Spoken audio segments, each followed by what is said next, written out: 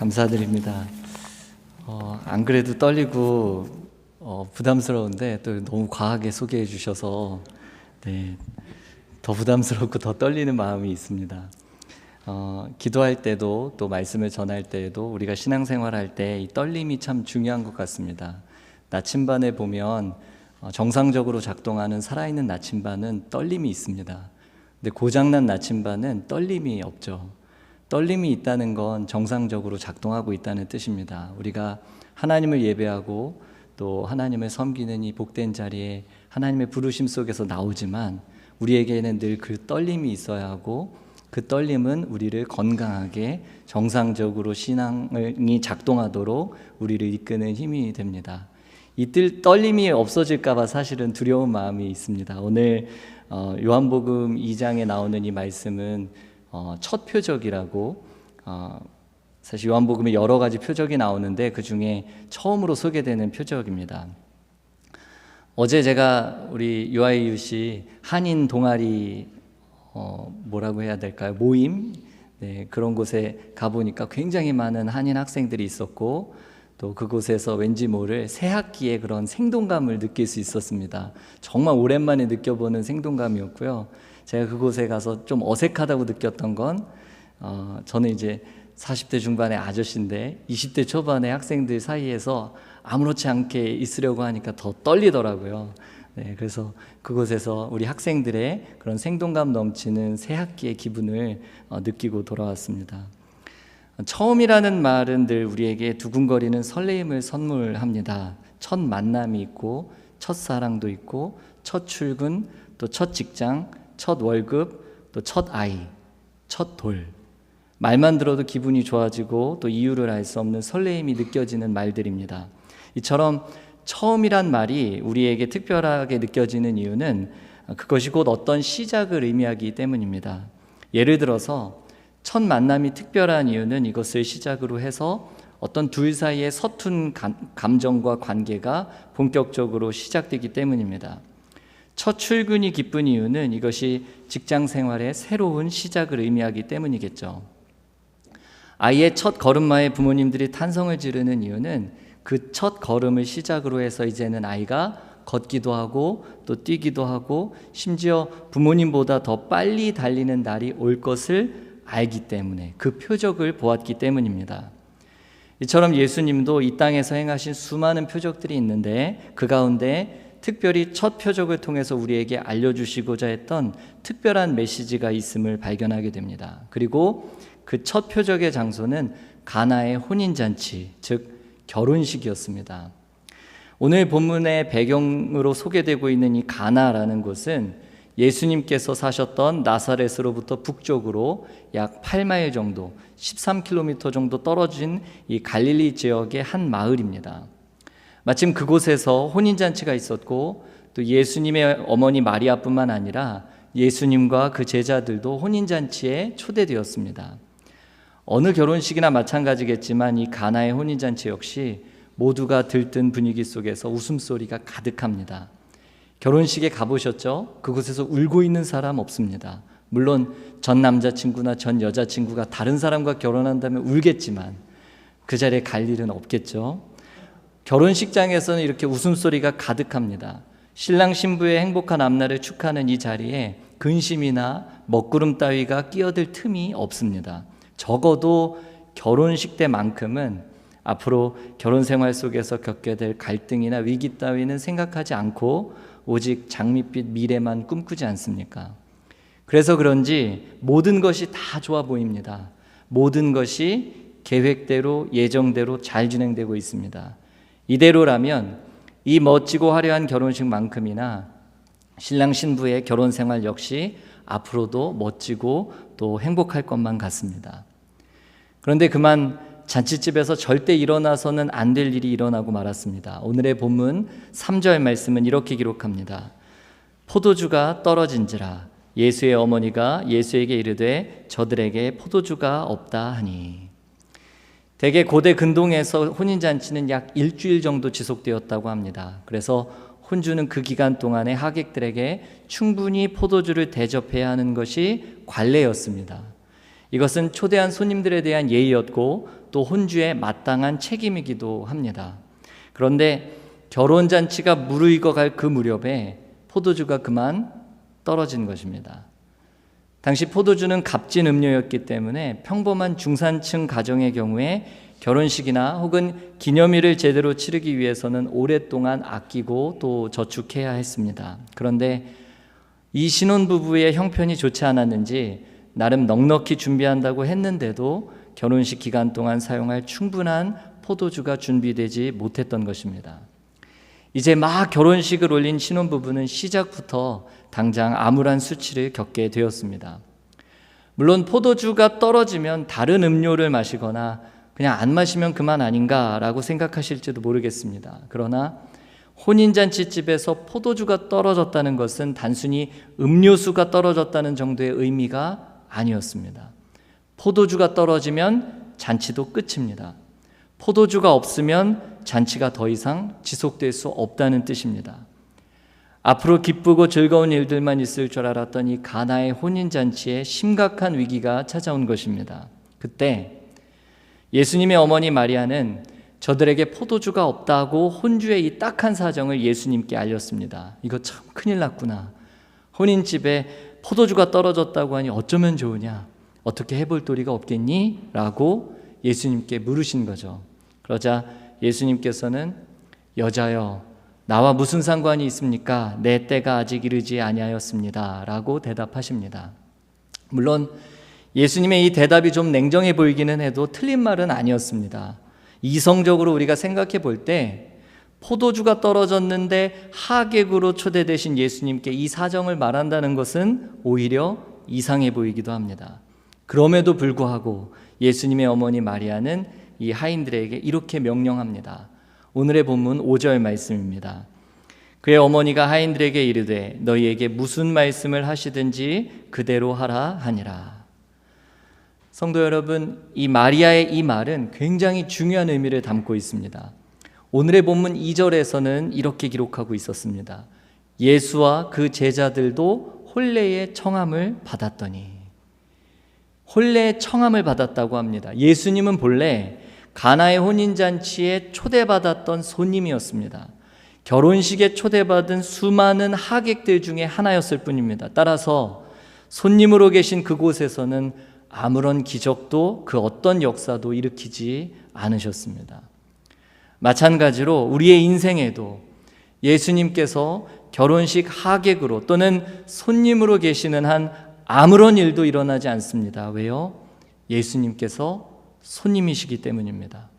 엄밀히 말하면 우리가 예수님을 그냥 손님 취급하기 때문입니다. 그런데 이 손님이었던 예수님께서 주인의 자리로 바뀌는 변화의 순간이 찾아옵니다. 예수님의 어머니 마리아가 하인들에게 다음과 같이 명령한 부분을 주목해서 보시기 바랍니다. 예수님께서 너희에게 무슨 말씀을 하시든지 그대로 하라. 예수님께서 너에게 어떤 말씀을 하시든지 그대로 하라. 본래 하인들은 어떤 사람들입니까?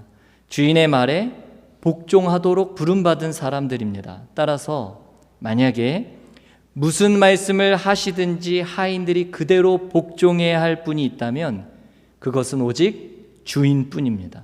오직 주인 한 분뿐입니다. 그런데 하인들은 지금 예수님께서 너희에게 어떤 말씀을 하시든지 무슨 말씀을 하시든지 그대로 하라는 명령을 받았습니다. 그렇다면 이 명령은 곧 무엇을 의미할까요?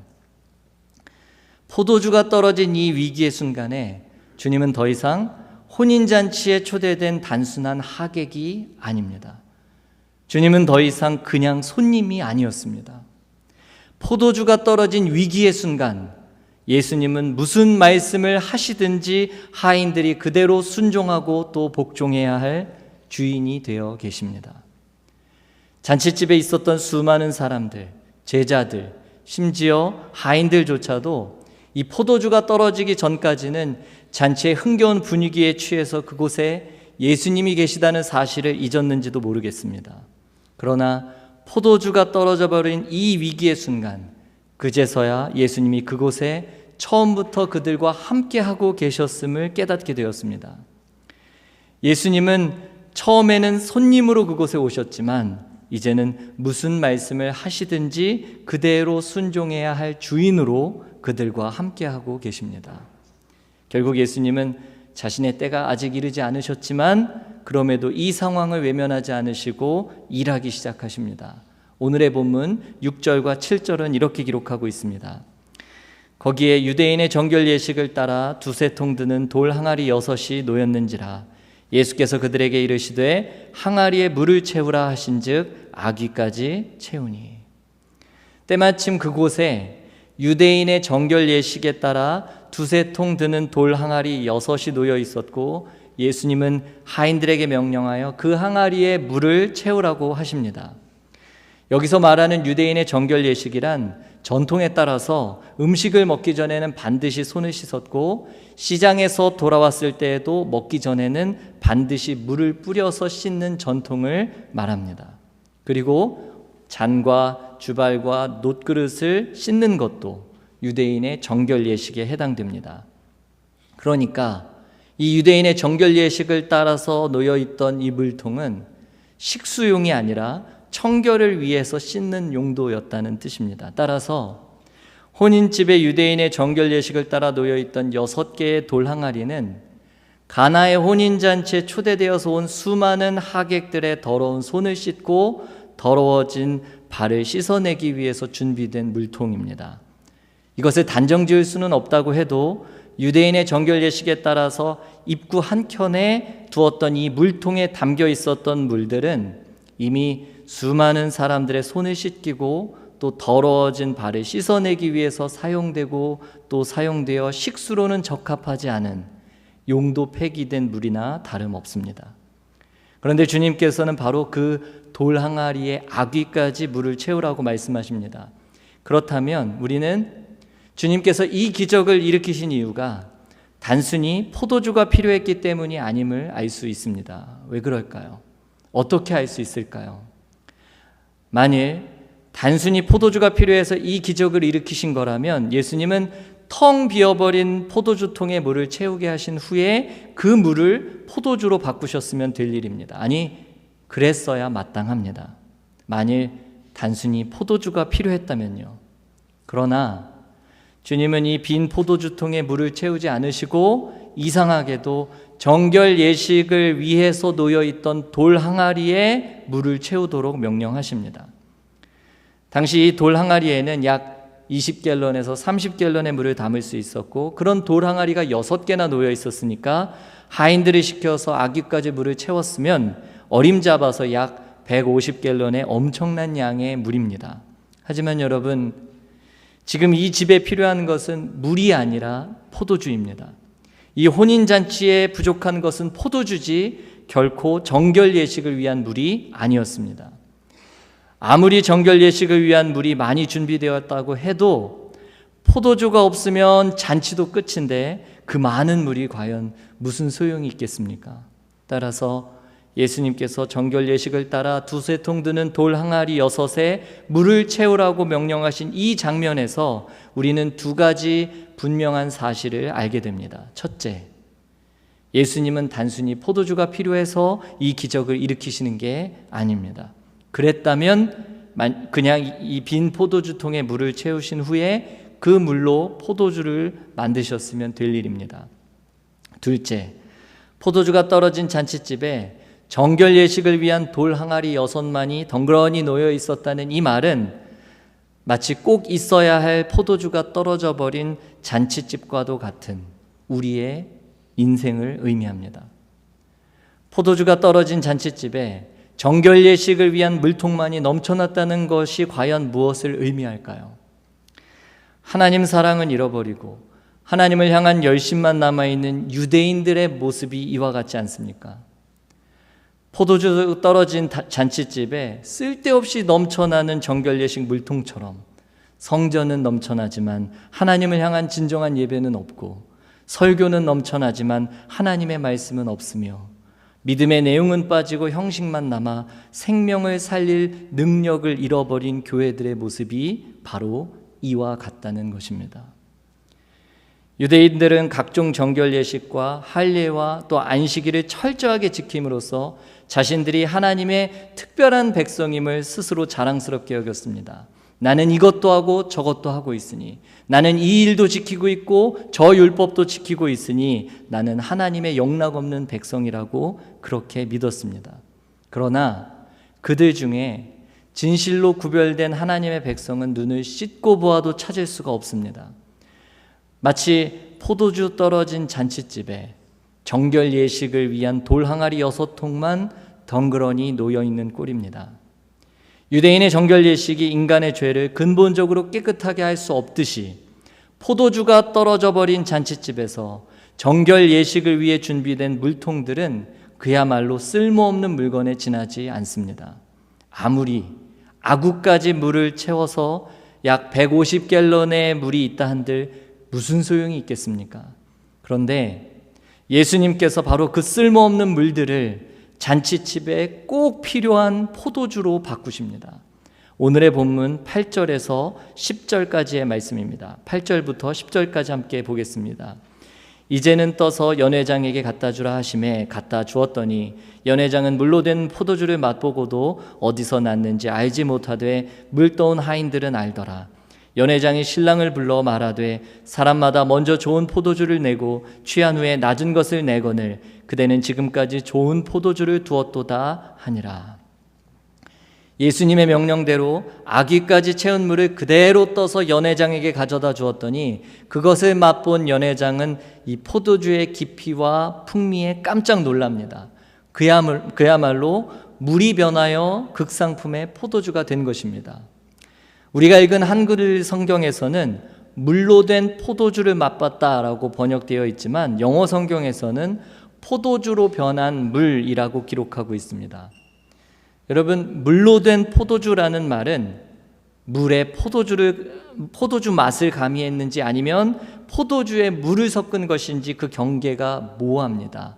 그렇지만 포도주로 변한 물이란 이 표현은 본래 물이었던 그것이 변해서 성분이 전혀 다른 포도주가 되었음을 의미합니다. 즉 그야말로 포도주 맛이 나는 물이 아니라 물이 변하여 성분이 전혀 다른 포도주가 되는 기적을 일으키신 겁니다. 그런데 예수님께서 일으키신 이 기적을 가리켜 요한복음은 예수님의 첫 표적이라고 말씀합니다. 사랑하는 성도 여러분, 물이 변하여 극상품의 포도주로 바뀐 이 놀라운 기적을 왜 요한복음은 기적이 아닌 표적이라고 의도적으로 기록했을까요? 기적은 초자연적인 현상에 강조점이 있지만 표적은 그 초자연적인 현상이 의미하는 메시지에 강조점이 있기 때문입니다. 그렇다면 이 첫 표적이 말하려는 메시지는 과연 무엇일까요? 혼인잔치집에 포도주가 떨어졌다는 것은 과연 무엇을 의미할까요? 모두가 흥에 겨워 즐거워하고 행복만이 가득해야 할 그 자리에 포도주가 떨어져 버렸다는 것은 과연 어떤 상황을 이야기할까요? 포도주가 떨어진 잔칫집이란 곧 하나님을 떠난 우리 인간의 원초적인 자리를 가리킵니다. 마치 모든 것이 다 있는 듯 풍성해 보이고 결혼식처럼 부족함이 하나도 없는 듯 모든 것이 완벽해 보이지만 사실은 결정적인 그 무엇이 없어서 참다운 기쁨을 잃어버린 우리의 그 모습을 적나라하게 보여주는 곳, 그곳이 다름 아닌 포도주 떨어진 잔칫집입니다. 우리는 그동안 살면서 포도주의 일시적인 맛에 취해 내 삶의 근본적인 결핍과 슬픔과 고통을 때때로 잊고 지냈습니다. 그러다 보니 그동안 우리는 하나님 없이도 나름 살 길이 있는 줄 착각하며 살 때가 있었습니다. 포도주처럼 우리를 기쁘게 해줄 그것만 어느 정도 우리에게 남아있다면 까짓거 하나님 없이도 나름 살아볼 만한 세상이라고 생각했을 수도 있습니다. 실제로 예수님을 믿지 않아도 살다 보면 혼인잔치같이 재미있고 살맛나는 일들이 왜 없겠습니까? 어쩌면 예수님이 함께 계시지 않아도 포도주가 있어서 흥이 나는 것이 우리의 인생이고, 그래서 내 주위에 있는 사람들 가운데에는 예수님을 안 믿고도 잘 사는 듯 보입니다. 하지만 오늘 주님은 우리에게 분명하게 말씀하십니다. 이 세상이 말하고 있는 즐거움은 포도주가 떨어지는 한순간에 모두 끝장나버리고 기쁨이 근심으로, 명예가 수치로 바뀌어버리고 말 것입니다. 이처럼 포도주가 떨어져서 수치를 당할 수밖에 없는 그 잔치집은 곧 하나님을 떠났기 때문에 결국 결핍과 수치를 당할 수밖에 없는 우리의 실존을 의미합니다. 포도주라는 그 자리에 내 돈을 놓아도 좋고, 내 젊음을 놓아도 좋고, 합격을 놓아도 좋고, 학위를 놓아봐도 좋고, 직장을 놓아봐도 좋고, 결혼을 놓아봐도 좋고, 자녀를 놓아도 좋습니다.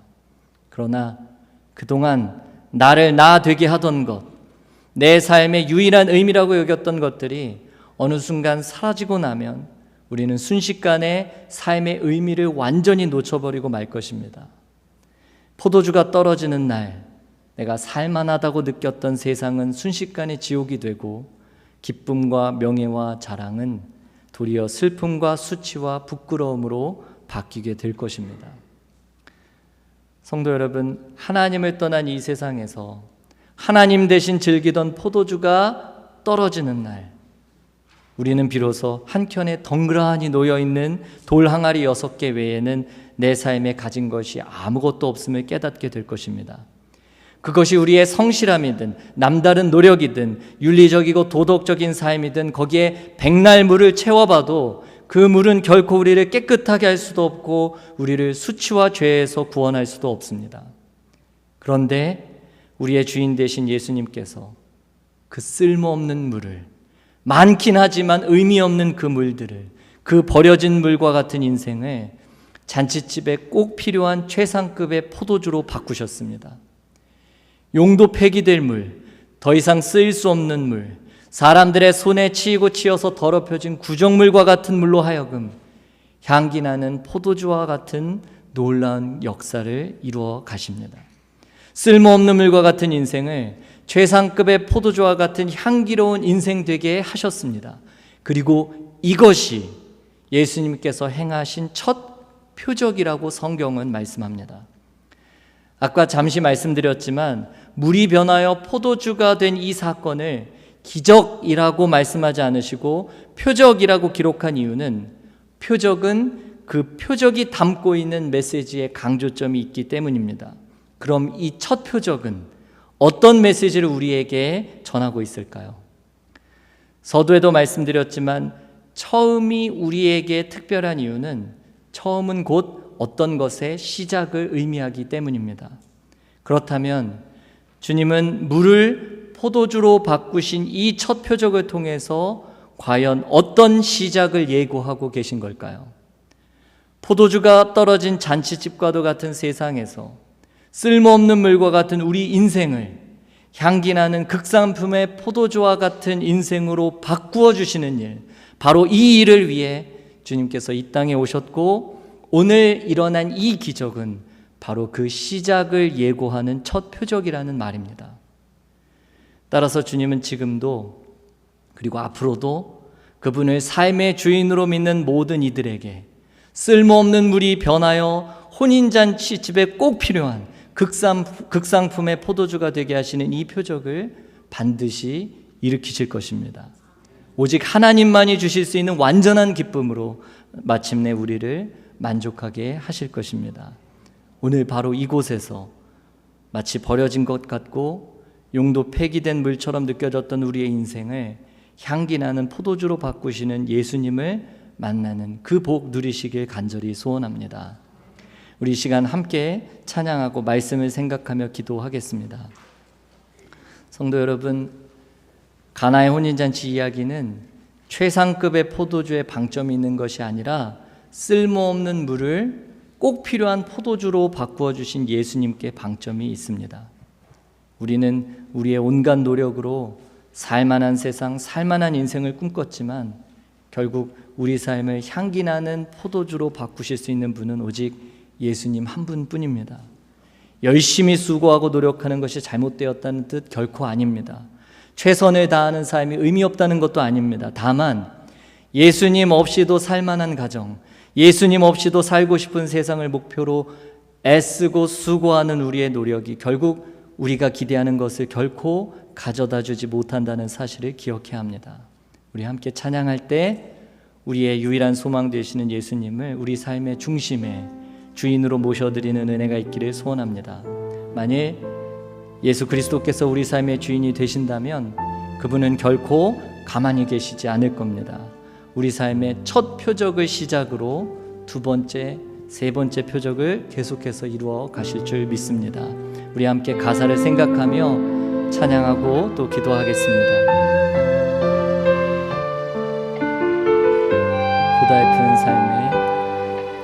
고달픈 삶의 은혜도 무뎌지고 곧 사라질 것에 내 맘 두네. 헛되고 헛된 것들을 바라보며 그 은혜를 놓치며 살았네. 주어진 삶을 묵묵히 살아가며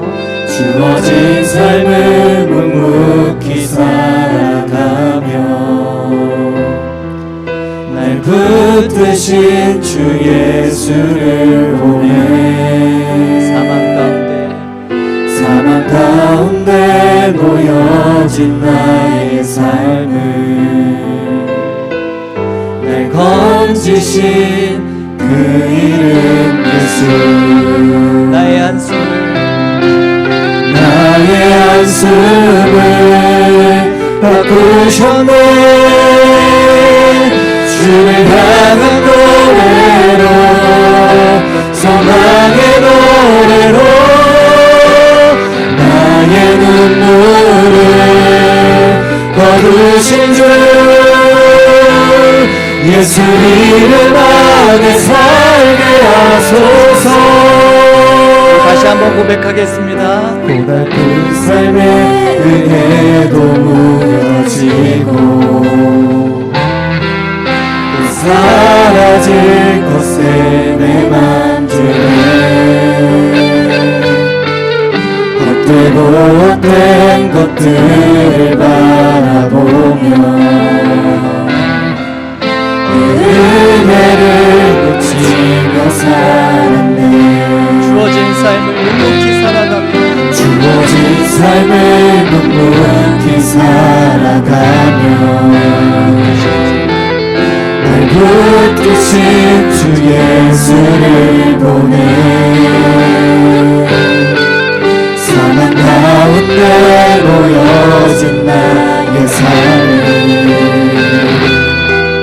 날 건지신 그 이름 예수. 나의 한숨을 바꾸셨네.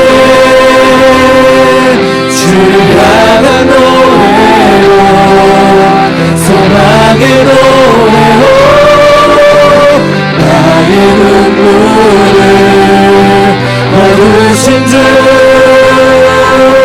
예수 이름 안에 살게 하소서. 나의 한숨을 바꾸셨네. 주를 향한 노래로, 소망의 노래로 나의 눈물을 거두신 주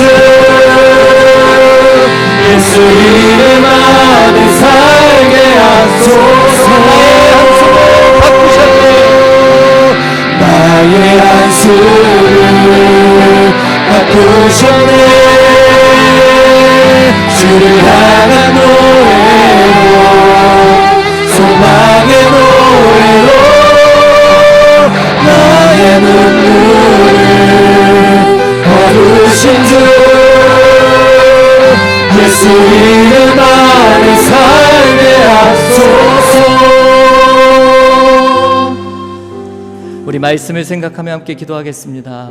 성도 여러분, 포도주가 떨어진 잔치집은 하나님을 떠난 인간의 원초적인 자리입니다. 모든 것이 다 있는 듯 보이지만 사실은 결정적인 그 무엇이 없어서 참다운 기쁨을 완전히 잃어버린 그런 비참한 인간의 자리를 적나라하게 보여주는 것이 곧 포도주가 떨어진 잔치집입니다. 따라서 여러분, 예수님 없는 세상은 결코 살만하지 않습니다. 예수님 없이 우리는 간신히 사는 것도 적당히 사는 것도 못합니다. 왜 그럴까요? 예수님을 떠난 자리에는 결코 완전한 행복도 완전한 기쁨도 있을 수 없기 때문입니다. 우리는 그동안 혼인잔치와 같은 포도주의 단맛에 취해서 하나님 없이도 살만한 세상을 꿈꾸지 않았습니까? 곁에 계신 예수님을 손님 취급하면서 하나님 없이도 얼마든지 살만한 세상이라고 믿으며 살지 않았습니까? 그러나 예수님을 떠난 우리의 인생은 마치 반드시 있어야 할 포도주가 떨어진 혼인잔치집과도 같습니다. 결정적인 그 무엇이 없어서 늘 부끄러움을 당하고 참다운 하늘의 기쁨을 놓쳐버린 안타깝고 불쌍한 삶입니다.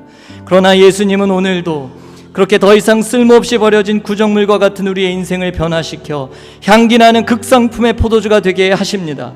그리고 여러분, 좋은 소식이 있습니다. 이 첫 표적은 시작에 불과합니다. 주님은 그분을 삶의 주인으로 믿고 따르는 모든 이들에게 쓸모없는 물이 변하여 혼인잔치집에 꼭 필요한 극상품의 포도주가 되게 하시는 이 놀라운 표적을 지금도 그리고 앞으로도 계속해서 행하실 것입니다. 우리 샴페인 어바나 한인교회 모든 성도님들의 삶에도 우리 주님께서 약속하신 이 표적이 매일 함께 하시길 간절히 소원합니다. 나의 한숨을 바꾸셔서 주님을 향한 노래로, 소망의 노래로 변화시켜 주신 주님을 찬송합니다. 꼭 있어야 할 포도주가 떨어진 잔치집과 같이 꼭 있어야 할 예수님을 놓쳐버린 인생처럼 고달프고 우울한 우리의 삶을 지금 변화시켜 주옵소서. 버려진 물과 같은 내 삶을 극상품의 포도주와 같은 향기나는 인생으로 변화시켜 주옵소서. 오직 예수 그리스도로 인하여 살만 나는 인생 되게 해달라고 우리 이 시간 함께 주님 앞에 간절한 마음으로 기도하며 나가겠습니다. 기도하겠습니다. 살아계신 하나님 아버지, 우리의 인생을 주님께 맡겨드립니다. 주님 없이도 나름 살만한 인생이라고 착각했던 나의 연약한 인생들을, 우리의 삶을 하나님 앞에 올려드립니다. 돈이 있으니, 학위가 있으니, 내 삶에 믿을 만한 반석이 있으니 하나님 없이도 살만하고 착각했던 우리의 인생을 하나님 앞에 다시금 올려드립니다. 예수님 없이는 적당히 사는 것도 나름 살만하다고 생각하며 사는 것도 할 수 없음을 하나님 이 시간에 고백합니다. 우리의 한숨을 바꾸셔서 주님을 향한 노래로, 소망의 노래로 변화시켜 주신 주님을 찬송합니다. 내 삶에 꼭 있어야 할 포도주가 떨어진 잔치집과 같이 꼭 있어야 할 예수 그리스도를 놓쳐버린 인생처럼 고달프고 우울한 우리의 삶을 지금 변화시켜 주옵소서. 버려진 물과 같은 내 삶을 극상품의 포도주와 같은 향기나는 인생으로 주님 변화시켜 주옵소서. 오직 예수 그리스도로 인하여 살만 나는 인생 될 수 있도록 주님 이곳에 있는 하나님의 성도들을 주님 만드시고 새롭게 채워 주옵소서. 우리의 달고 다른 한숨을 바꾸셔서 기쁨과 즐거움과 찬송으로 우리를 변화시켜 주실 그 하나님을 소망하며 바랍니다. 주님, 우리를 만나 주옵소서. 하나님 아버지, 하나님을 의지하지 않고도 나름 살만한 세상이라고 생각했습니다. 그래도 아직 내 포도주통에 포도주가 좀 남아있으니, 모은 돈이 좀 있으니, 다니는 직장이 번듯하고 아직은 젊으니, 결혼도 하고 자녀들도 속 안 썩이고 잘 크고 있으니 하나님을 잊고 지내면서도 제법 살아볼 만한 세상이라고 생각했습니다. 그러나 주님, 우리의 삶은, 그리고 우리에게 놓여있는 오늘의 현실은 마치 포도주가 떨어진 잔치집과도 같았습니다. 토대가 흔들리고 포도주가 떨어진 잔치집이 되고 나서야 비로소 우리는 깨닫습니다. 예수님 없는 세상은 결코 살만하지 않았습니다.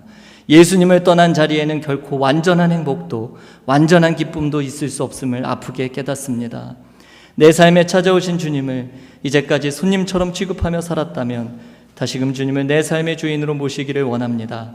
수치와 결핍으로 고통당하는 우리의 삶에 지금 주인이 되어주시고 쓸모없는 물과 같은 우리를 향기나는 포도주와 같은 인생으로 변화시켜 주옵소서.